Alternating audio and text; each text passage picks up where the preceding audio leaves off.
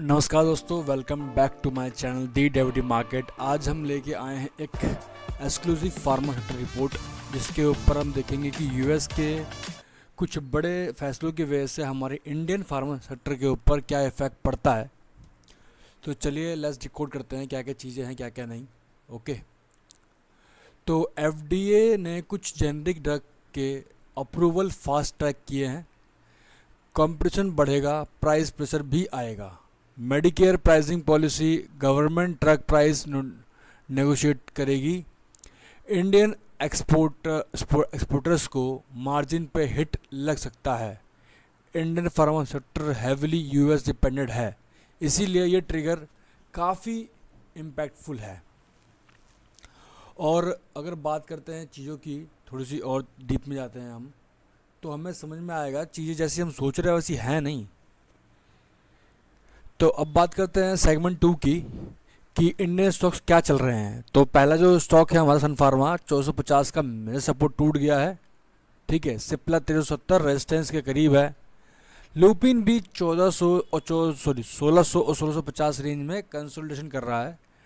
Doctor Reddy oncological pipeline strong है, लेकिन 6000 resistance tough है। Sectoral neutral to bearish zone में दिख रहे हैं जब तक क्लियर यूएस पॉलिसी अपडेट नहीं आता। अब चलते हैं सेगमेंट 4 पे।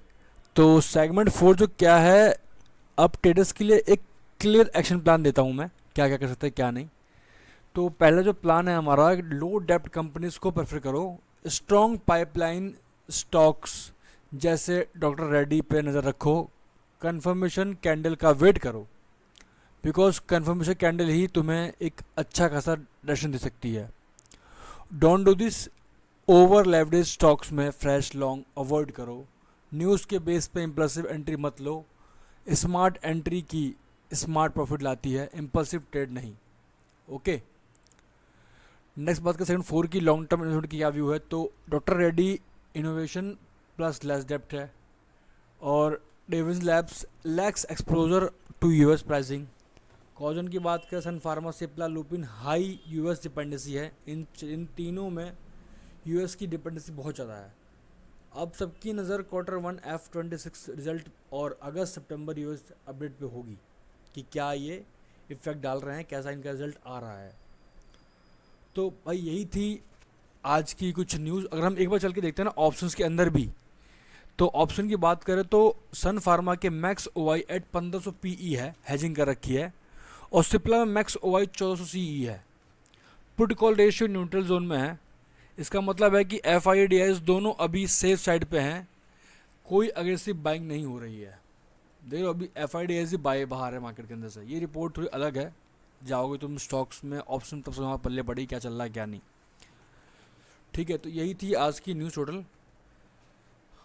तो दोस्तों अब वक्त है आपके ओपिनियन का। कमेंट में लिखो, क्या आप सन फार्मा या सिप्ला में पोजीशन लेना चाहोगे? आपका व्यू क्या है सेक्टर पे? लाइक करो, शेयर करो, सब्सक्राइब करो दी डेवलपमेंट मार्केट को, क्योंकि यही मिलती है आपको मार्केट की असली इनसाइट्स।